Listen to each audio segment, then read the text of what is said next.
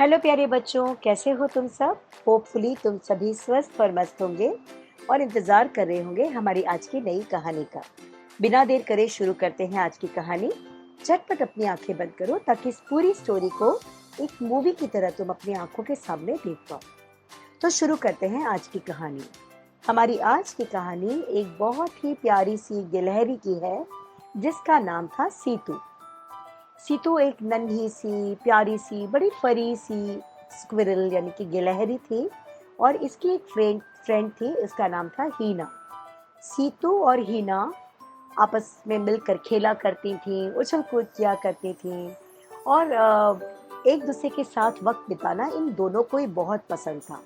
लेकिन सीतू को हीना की बस एक आदत पसंद नहीं थी। कभी कभी जब सीतू जाती थी और हीना से कहते थे हीना चलो हम खेलते हैं, तो हीना कह देती कि नहीं नहीं, अभी मैं अपनी माँ की हेल्प कर रही हूँ, इसलिए मैं अभी नहीं आ रही, मैं बाद में खेलूंगी। तो सीतू को इस बात पर बहुत ही गुस्सा आ जाता था। वो अक्सर हीना से बोलती थी कि मेरी भी तो माँ है, वो भी तो काम करती है घर का सब, लेकिन मैं तो कभी ऐसे नहीं बोलती कि मुझे माँ की हेल्प करनी है। तब हीना अक्सर उसे समझाया करती थी कि सीतू तुम भी अपनी माँ की हेल्प किया करो। पर सीतू कह देती थी कि मेरी माँ को तो हेल्प की जरूरत ही नहीं पड़ती, हमारे यहाँ तो सब काम फटाफट से हो जाता है, बिना किसी एफर्ट्स के हो जाता है, और मेरी माँ से तो मैंने कभी कोई शिकायत ही नहीं सुनी, हमेशा मुस्कुराती रहती हैं। अगर इतना सारा काम होता तो क्या वो मुस्कुराती रहती? और मुझे तो कभी नहीं लगा कि माँ को काम करने में कोई परेशानी हो रही है अकेले, तो इसलिए तो मैं तो अपनी माँ की हेल्प नहीं करती। और तुम भी न जाने हमेशा ये बहाना बनाती रहती हो, खेलने आ जाया करो ना। पर हीरा ने कहा ना ना, मैं तो पहले अपनी माँ की हेल्प करूंगी और फिर खेलने आऊंगी। तो इस तरह से कुछ दिन बीत गए। एक दिन की बात है कि सीतू खेल कर जब घर गई तो उसने देखा कि माँ रोज की तरह हंसती मुस्कुराती हुई नहीं, बल्कि बिस्तर पर लेटी हुई थी और उन्होंने सिर पर पट्टी बांध रखी थी। सीतू ने पूछा माँ क्या हो गया आपको? माँ ने कहा बेटा, मुझे जोर का बुखार आ गया है और जोर का बुखार आने से मेरा पूरा बदन टूट रहा है, मेरे शरीर में बिल्कुल भी ताकत नहीं है और सुबह से मैं बुखार में तप रही हूँ। मैंने दवा ली है पर दवा से भी कोई असर नहीं हो रहा। तो सीतू ने कहा अरे माँ, आपको बुखार कैसे आ गया? लाओ मैं आपके लिए पानी ले आती हूँ और आपके लिए चाय बना देती हूँ। माँ ने कहा हाँ बेटा, आज तो चाय पानी सब कुछ तुम्हें ही संभालना होगा, मैं लंच भी रेडी नहीं कर पाई। लंच भी अब तुम्हें ही बनाना होगा और डिनर भी तुम्हें बनाना होगा, क्योंकि मेरी तो उठने की बिल्कुल भी हिम्मत नहीं है। सीतू ने कहा हाँ हाँ माँ, इसमें क्या बड़ी बात है, खाना बनाने में और डिनर और लंच रेडी करने में कौन सी बड़ी मेहनत लगती है, मैं सब कर लूंगी। और कहते हुए सीतू ने कहा माँ, मुझे बताओ कि मैं किस तरह आपके लिए चाय बनाऊं। माँ ने सारा बताया कि फ्रिज में से दूध निकाल लेना, चाय पत्ती डालना, और सारा मेथड सुन के सीतू ने जैसे तैसे चाय बनाई और चाय बनाकर माँ को दी और माँ से कहा माँ, अब आप मुझे बस बताते चलो, मैं सारा काम कर लूंगी।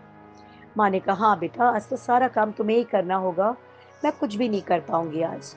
माँ ने कहा सीतू तुम एक काम करो, उस कोने में टोकरी रखी है, उस बास्केट को ले जाओ और इतनी दूर जाके तुम्हें एक नट्स का पेड़ मिलेगा, वहाँ से 8-10 नट्स एक साथ ले आना, क्योंकि शाम का डिनर भी बनाना है, लंच भी अभी नहीं रेडी हुआ है।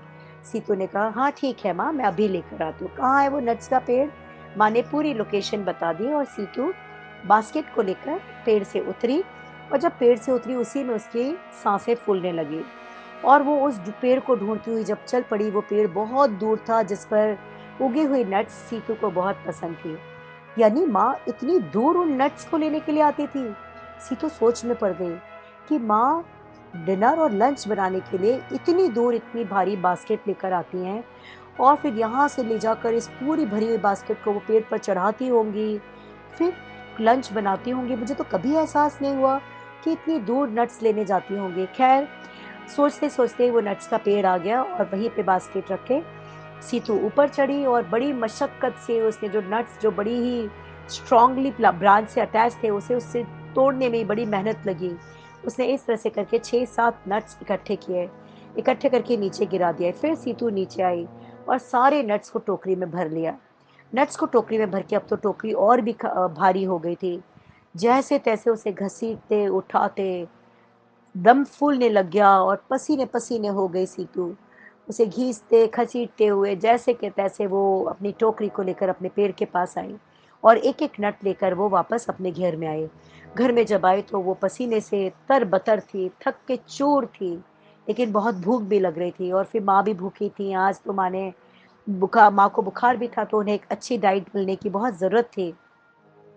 सीतू आई और सीतू ने कहा, माँ मैं सारे नट्स ले आई हूँ, अब मुझे क्या करना है? तो बस माँ ने कहा, अब इन नट्स को ओपन करो, इन्हें खोलकर इसके अंदर का गूदा तुम्हें निकालना है। निकालने के बाद उस गूदे को पास की नदी में ले जाओ और उसे धो कर लाओ। धोने के बाद फिर इसका लंच रेडी होगा।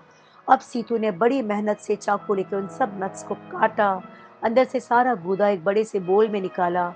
ये करते करते सीतू की हवाइयाँ उड़ने लग गई, वो थक के चूर हो चुकी थी। और फिर वो जैसे-तैसे सारे नट्स का गूदा निकालने के बाद वो फिर से उस बोल को लेकर नीचे उतरी और पास की नदी पर चल पड़ी।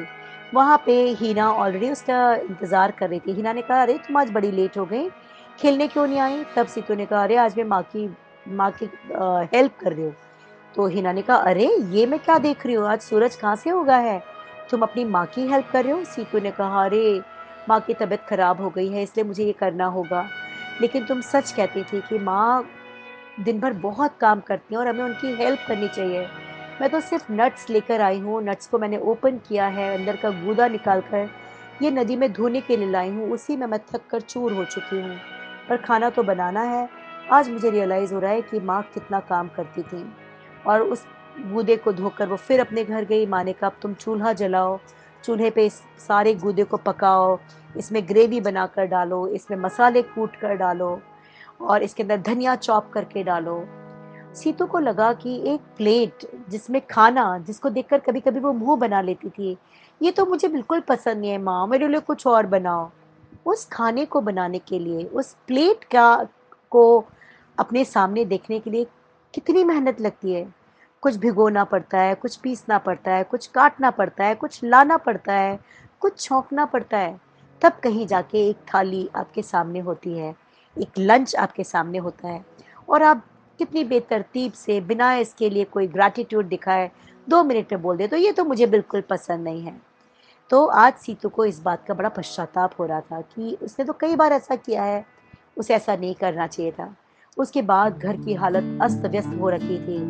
ये सारा करने के बाद सीतू ने 2 मिनट चैन की साँस ली, उसके बाद सारे घर को मैनेज किया और सारे घर को मैनेज करके वॉशिंग मशीन में कपड़े पड़े हुए थे, उसने कपड़े धोए और आज तो उसे होमवर्क भी खुद ही करना था, नेक्स्ट डे का अपना बैग भी खुद ही जमाना था। ये सारा काम मम्मी कब कर लेती थी और मम्मी के चेहरे पे कभी कोई शिकायत, कोई शिकन नहीं आई और मैंने मम्मी के इस एफर्ट्स के लिए कभी उन्हें थैंक्स नहीं बोला, कभी भी उनके लिए ग्रैटिट्यूड नहीं माना। कितनी रूड हूँ मैं! सीतू को आज ये सोच-सोच कर खुद पे गुस्सा आ रहा था कि ये बहुत गलत बिहेवियर था मेरा माँ के लिए। उसी वक़्त उसने सारा घर का काम निपटाया, उसने अपनी माँ के लिए फिर से चाय बनाई, अपने हाथों से बना हुआ खाना माँ को खिलाया। खाना हालाँकि बहुत ही बेस्वाद था, सीतू ने भी चखा, लेकिन माँ की खुशी आँखों में खुशी के आँसू थे कि आज सीतू ने सारा काम अकेले किया और माँ की भी पूरी सेवा की। आज रात को सीतू ने सबसे पहले ड्राइंग शीट्स निकाली और माँ के लिए एक कार्ड बनाया और उस कार्ड में उसने सबसे पहले माँ के लिए लिखा, "माँ, आई एम एक्सट्रीमली सॉरी। मुझे आज तक कभी एहसास नहीं हुआ कि आप कितने सारे काम मॉर्निंग से लेके नाइट तक आप मुस्कुराते हुए कितने सारे काम कर लेती हो। मुझे पता ही नहीं चला कि इन कामों में कितनी मेहनत है और मैंने कभी इस काम के लिए आपको ना थैंक्स बोला, ना इसकी रिस्पेक्ट की, ना मेरे अंदर कोई ग्रैटिट्यूड था। लेकिन आज जब इन सारे कामों को मैंने खुद किया तो मुझे महसूस हुआ कि इन सारे कामों को करने के लिए मॉर्निंग का वो टिफ़िन जो आप मेरे बैग में रखते हो, उसको बनाने में भी कितनी मेहनत लगती है। लंच, डिनर इसको बनाने में कितनी मेहनत लगती है। घर अगर आपको साफ-सुथरा मिल रहा है तो इसके पीछे किसी की मेहनत है। आपका बैग, आपका स्टडी टेबल आपको साफ मिल रहा है तो कोई है जो आपके लिए ये सब कुछ कर रहा है। माँ, मुझे आज इस बात का एहसास हुआ है।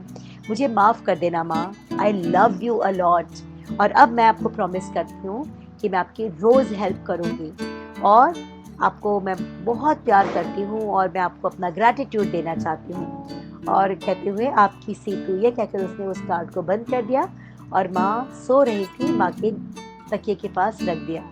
दूसरे दिन जब माँ उठी तो दवाइयों की वजह से माँ आज पहले से काफ़ी ठीक थी और जैसे ही वो उठी तो उन्होंने वो कार्ड देखा और जब कार्ड पढ़ा तो उनकी आँखों में आँसू आ गए। उन्होंने प्यार से सीतू को ज़ोरदार हग दिया और बहुत सारी किसेस देकर कहा कि मेरी प्यारी सी सीतू, तुम इतनी बड़ी हो गई एक ही दिन में, इतनी समझदार हो गई।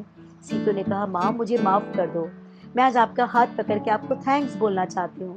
आपने कितने दिनों से बिना किसी शिकायत के हमेशा मुस्कुराते हुए सुबह से रात तक अपने आप खपाते हुए इतना काम किया।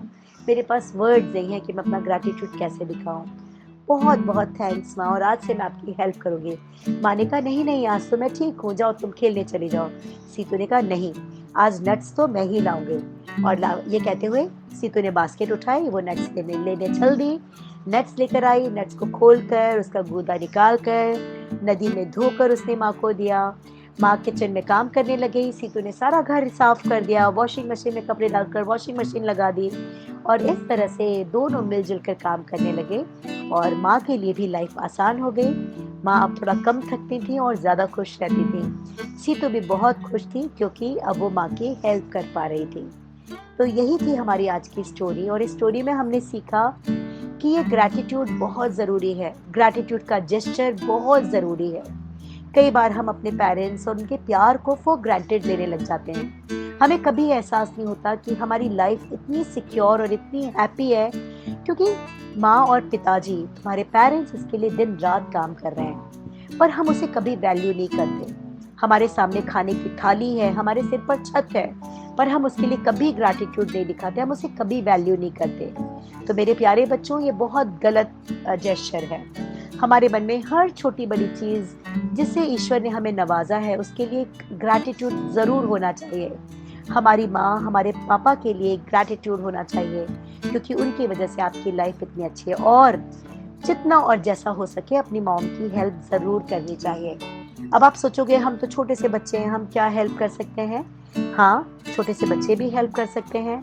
आप ड्राइंग रूम को ठीक रख लो, खेलने के बाद अपने टॉयज़ को जगह पर रख लो, स्कूल से आने के बाद अपने बैग को जगह पर रखो, शूज़ को जगह पर रखो, यूनिफॉर्म को वॉशिंग मशीन में लॉन्ड्री बैग में डाल दो, अपने टिफ़िन को निकाल कर सिंक में रख दो, है ना? माँ जो भी छोटे बड़े काम बताएं उनको करो, अपना होमवर्क खुद करने की कोशिश करो, अपना बैग नेक्स्ट डे के लिए टाइम टेबल के अकॉर्डिंग खुद मैनेज करो।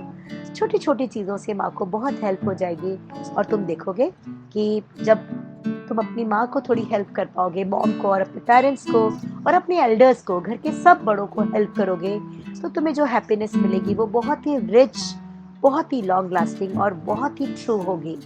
तो यही थी हमारी आज की स्टोरी।